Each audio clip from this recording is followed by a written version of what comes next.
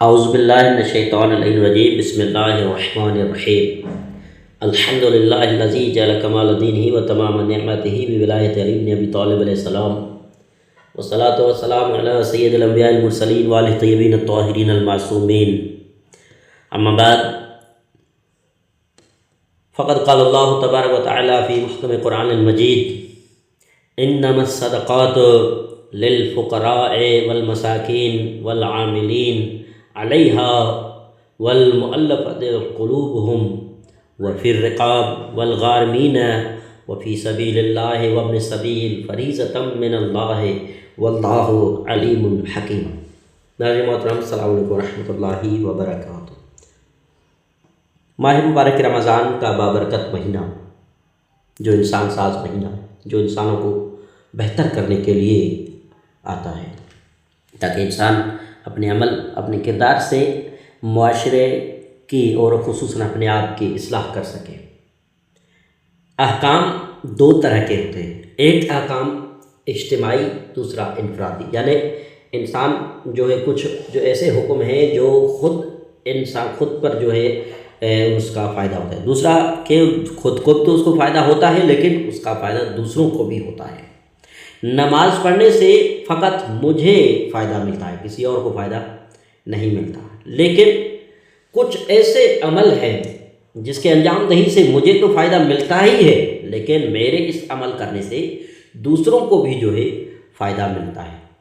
آج ہم دو فراموش شدہ واجب کے متعلق بیان کریں گے، یعنی زکوٰۃ اور خمس۔ زکوٰۃ کے متعلق جو ہے قرآن میں بہت سی جگہوں پر جو ارشاد فرمائے۔ سورہ مبارک توبہ آیت نمبر 60 میں پروردگار ارشاد فرماتا ہے کہ صدقات و خیرات یعنی زکوٰۃ تو بس فقراء و مساکین، زکوٰۃ جمع کرنے والوں، وہ جن کی تالیف قلب مقصود ہو، غلاموں کی آزادی، قرض داروں کی قرض سے خلاصی، راہ خدا میں جہاد کرنے والوں اور سفر میں غربت زدہ مسافروں کے لیے ہے۔ یہ اللہ کی طرف سے ایک فریضہ ہے اور اللہ جاننے والا اور حکمت والا ہے۔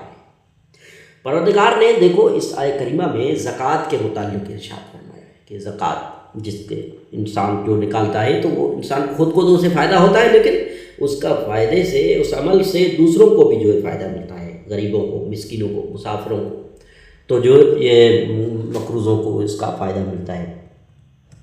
وجوب زکوٰۃ کا حکم مکہ مکرمہ میں نازل ہوا، لیکن مسلمانوں کی قلت اور زکوٰۃ کی رقم تھوڑی ہونے کی وجہ سے لوگ خود ہی زکوٰۃ ادا کر دیتے تھے۔ پھر مدینہ منورہ میں اسلامی حکومت کی تشکیل کے بعد لوگوں سے زکوٰۃ کی وصولی، اسے بیت المال میں جمع کرانا اور حاکم اسلامی کے ذریعے اسے منظم اور مرتب کرنا بیان ہوا ہے۔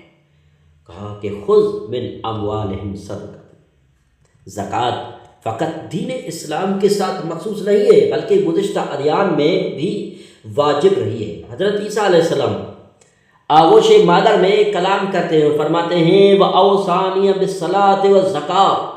حضرت موسیٰ علیہ السلام بنی اسرائیل سے خطاب کرتے ہوئے فرماتے ہیں وَأَقِیمُوا الصَّلَاةَ وَآتُوا الزَّكَاةَ، اور نیز دوسرے پیغمبروں کے بارے میں پڑھتے ہیں کہ وَجَعَلْنَاهُمْ أَئِمَّةً يَهْدُونَ بِأَمْرِنَا وَأَوْحَيْنَا إِلَيْهِمْ فِعْلَ الْخَيْرَاتِ وَإِقَامَ الصَّلَاةِ وَإِيتَاءَ الزَّكَاةِ۔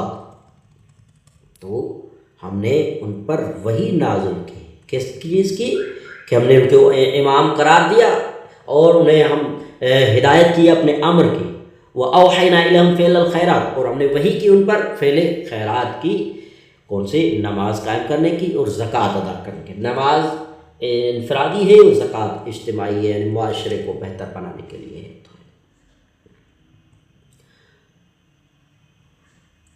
ان آیات پر تھوڑا بہت غور کرنے تو جو ہے سورہ توبہ میں کہا کہ آپ کے لیے اموال میں سے زکوٰۃ لیجیے، یا اسی طرح کہا جب تک میں زندہ ہوں مجھے نماز اور زکوٰۃ کی وصیت کی ہے۔ یہ بہت ساری آیات ہیں۔ بہرحال قرآن کریم میں زکوٰۃ کے لیے 4 تعبیریں بیان ہوئی ہیں۔ ایک مال کا دینا اور ادا کرنا، کہا وَآتَ الْمَالَ عَلَىٰ حُبِّهِ ذَوِي الْقُرْبَىٰ، یعنی مال ادا کرنا۔ دوسری تعبیر صدقہ دینا، خذ من اموالہم صدقۃ، یہ صدقے کی معنی میں جو ہے زکوٰۃ کو کہا گیا ہے۔ تیسرا، انفاق اور راہ خدا میں خرچ کرنا، وَيُقِيمُوا الصَّلَاةَ وَيُنْفِقُوا مِمَّا رَزَقْنَاهُمْ سِرًّا وَعَلَانِيَةً۔ اسی طرح زکوٰۃ دینا، وَيُقِيمُونَ الصَّلَاةَ وَيُؤْتُونَ الزَّكَاةَ، یہ 4 تعبیریں ہیں، ایک مال دینا، صدقہ دینا، اور انفاق اور راہ خدا میں خرچ کرنا، اور زکوٰۃ دینا۔ زکوٰۃ کی اہمیت قرآن کریم میں غالباً زکوٰۃ کا ذکر نماز کے ساتھ آیا ہے، اور دینی واجبات میں سے کوئی بھی دوسرا واجب اس طرح نماز کے ساتھ ملا ہوا اور اکٹھا بیان نہیں ہوا ہے۔ اور بعض روایات کے مطابق نماز کی قبولیت کی شرط زکوٰۃ کا ادا کرنا ہے۔ اس شرط کا تقارن اور ملاپ خداوند عالم کے ساتھ رابطے اور لوگوں کے ساتھ رابطے کو ظاہر کرتا ہے۔ سادات پر زکوٰۃ لینا حرام ہے۔ بنی ہاشم کے لیے کچھ افراد نے پیغمبر اکرم سے تقاضا کیا کہ وہ لوگ چوپائیوں کی زکوٰۃ جمع کرنے کے مسئول اور عہدیدار ہو جائیں، تاکہ وہ اس وسیلے سے عاملین زکوٰۃ یعنی زکوٰۃ جمع کرنے والے کے عنوان سے زکوٰۃ کا ایک حصہ انہیں بھی مل جائے۔ اللہ تعالیٰ نے فرمایا، مجھ پر اور تم لوگوں پر زکوٰۃ حرام ہے، مگر یہ کہ زکوٰۃ دینے اور لینے والے دونوں سید ہوں۔ اسلام میں زکوٰۃ کا قانون اس معنی اور مفہوم میں نہیں ہے کہ اسلام کا میلان و رجحان زکوٰۃ لینے والے فقیر طبقے اور زکوٰۃ دینے والے ثروت مند طبقے کو وجود میں لانا ہو، بلکہ یہ قانون ایک بیرونی اور خارجی واقعیت کے لیے ایک راہ حل ہے۔ کبھی مالدار اور ثروت مند افراد بھی حوادث جیسے چوری، آگ لگنے، ایکسیڈنٹ، جنگ اور اسارت سے روبرو ہوتے ہیں، تو ضروری ہے کہ اسلامی نظام میں معاشرے کی اجتماعی ضرورت کو پورا کرنے کے لیے بجٹ یعنی بیت المال موجود ہو اور ان کو بھی ادا۔ ایسا نہیں ہے کہ بھئی زکوٰۃ لینے والے فقط غریب ہوتے ہیں، نہیں، بلکہ زکوٰۃ لینے والے مورد میں سے امیر بھی ثروت مند بھی ہوتے ہیں، جو کبھی حادثوں میں، کبھی جو ہے اتفاق کوئی ایسا ہوتا ہے، یا مسافر میں جو ہے سفر میں ہوتے ہیں، ان کے پیسے ختم ہو جاتے ہیں، تو اسلام نے کہا کہ بھلے ہی وہ اپنے وطن میں، اپنے علاقے میں بڑا ثروت مند ہے، لیکن اب چونکہ اس وطن میں ناچار بے بس ہو گیا ہے، تو اسلام کہتا ہے اس کی مدد کرو، اور زکوٰۃ کے مد میں سے اسے جو ہے کچھ رقم دی جائے۔ روایت میں آیا ہے کہ خداوند عالم نے ثروت مندوں کے اموال میں ضرورت مندوں کی مشکلات حل ہونے کے مقدار جتنا حق قرار دیا ہے، اور اگر وہ یہ سمجھتا ہے کہ یہ مقدار ضرورت مندوں کے لیے کافی نہیں ہے تو اس مقدار کو بڑھا دیتا۔ اگر لوگ فقیروں اور ثروت مندوں کے حقوق انہیں دے دیتے تو سب اچھی زندگی گزارتے، اور اگر تمام ثروت مند لوگ زکوٰۃ دیتے تو کوئی شخص فقیر ہی نہ ہوتا۔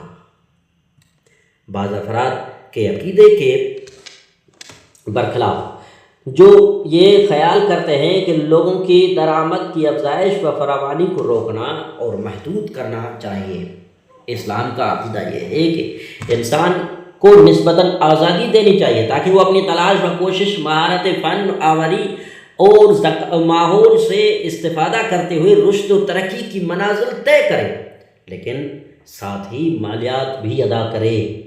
راہ خدا یعنی فی سبیل اللہ میں زکوٰۃ کا مال مصرف کرنے کی شرط فقر و تنگ دستی نہیں ہے، بلکہ جہاں بھی خط و راہ اسلام کی حاکمیت و مدد کی نیاز مند ہو وہاں زکوٰۃ خرچ کی جا سکتی ہے۔ معاشرے کو شرور و شیطان صفت افراد کے شر سے نجات دینے کے لیے مال زکوٰۃ سے استفادہ کیا جا سکتا ہے، اور اسے والمؤلفۃ قلوبہم کا عنوان شامل ہوگا۔ اگر کسی شخص کے ذمہ دیت واجب ہو جاتی ہے اور دیت ادا کرنے کی طاقت نہ رکھتا ہو تو ایسے شخص پر والغارمین کا عنوان صادق آتا ہے، اس کے مال زکوٰۃ سے مدد کی جائے تاکہ وہ دیت ادا کرے۔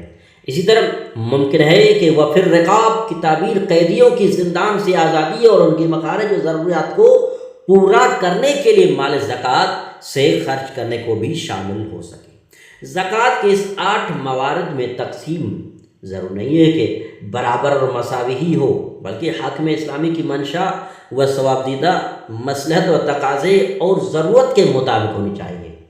زکوٰۃ مال ثروت مند کے تعادل و برابری کا موجب ہے۔ زکوٰۃ خداوند عالم کی دی ہوئی نعمتوں کا عملی شکر گزاری ہے۔ یعنی انسان زبان سے تو جب نعمتیں ملتی ہے تو زبان سے تو شکر ادا کرتا ہے، لیکن جب اس کے جو ہے مال میں سے جب حد نصاب تک مال پہنچ جاتا ہے، چاہے اناج ہو یا جانور ہو یا جو بھی چیز حد نصاب تک پہنچ جائے، تو اگر وہ زکوٰۃ کی صورت میں ادا کرتا ہے تو گویا وہ عملی شکر گزاری کرتا ہے۔ زکوٰۃ طبقاتی فاصلوں کو کم اور فقراء و ثروت مندوں کے درمیان بغض و کینہ کو دور کرتی ہے۔ زکوٰۃ سخاوت و رحمت کی روح کو انسان کے اندر زندہ کرتی اور اس کی دنیا طلبی و مادی وابستگی کو کم کرتی ہے۔ زکوٰۃ معاشرے کو محروم افراد کی اجتماعی ضروریات کو پورا کرنے کے لیے بہترین عامل ہے۔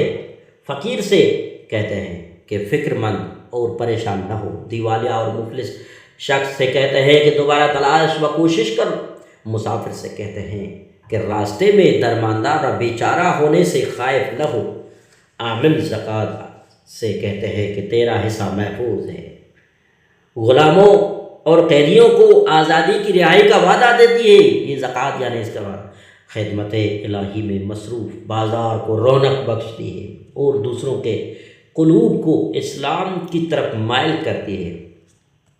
یاد خدا سے غفلت، لوگوں سے اپنے فائدے میں کام لینا، قساوت قلبی، طغیان و سرکشی اور عیاشی مال و دولت و ثروت مند کے ذخیرے کرنے کا نتیجہ ہے۔ زکوٰۃ کی ادائیگی اس مرض کی بہترین دوا ہے۔ زکوٰۃ معاشرے سے محرومیت دور کرنے کے علاوہ اسلام کی طرف میلان و رجحان کے بڑھنے کا سبب بنتی ہے، اور یا کم از کم مسلمانوں کی دشمنان اسلام کے ساتھ ہمکاری و مدد کے ترک کرنے کا موجب بنتی ہے۔ جیسا کہ روایات میں آیا ہے کہ بسا اوقات جن لوگوں کا ایمان ضعیف و کمزور ہوتا ہے، ان کی مالی امداد کرنے سے وہ اسلام کے نزدیک آ جاتے ہیں اور ان کا ایمان پائیدار ہو جاتا ہے۔ زکوٰۃ جو کہ اسلامی نظام کی تجلی و آشکار نمونہ ہے، عدالت اجتماعی ایجاد کرنے، فقر و فاقہ دور کرنے، زکوٰۃ جمع کرنے والوں کی ضروریات پورا کرنے، عالمی محبوبیت فراہم کرنے، غلاموں اور قیدیوں کو آزادی کا پروانہ سنانے، طاقت و قدرت مہیا کرنے، مسلمانوں کے دین، ایمان اور مملکت کے محفوظ کرنے اور معاشرے کی عمومی خدمات کو وسعت بخشنے کے لیے مقدمہ ساز ہے۔ عزیز عالمان، کوشش کریں کہ ہم جو ہے اگر ثروت مند ہیں، زکوٰۃ کے مد میں یعنی اس کے حد نصاب تک ہمارے ہاں پہنچ جاتا ہے، تو وہ یہ آپ زکوٰۃ کے تفصیلی مسائل جو احکام میں آپ اپنے جامع شرائط مرجع کی تقلید جو اس کی کرتے ہیں، تو اس کے توضیح مسائل یا اس سے رابطہ معلوم کر کے کہ بھئی آپ پر کتنی زکوٰۃ واجب ہے۔ مثلا آپ اپنے حیوانوں کے متعلق بتائیں، مجھے اتنے جانور ہیں، بکریاں ہیں، بھینس ہے، یا جو بھی جانور ہیں، تو ان کے متعلق آپ معلوم کر کے وہ زکوٰۃ ادا کریں۔ یا اگر آپ جو ہے آپ کے پاس زمین ہے، اناج نکلتا ہے، تو اناج کے متعلق جو ہے تفصیلاً احکام اپنے علاقے کے عالم دین سے جو ہے معلوم کر کے جو اپنے تمام واجبات فریضے کو انجام دیں۔ والسلام علیکم ورحمۃ اللہ وبرکاتہ۔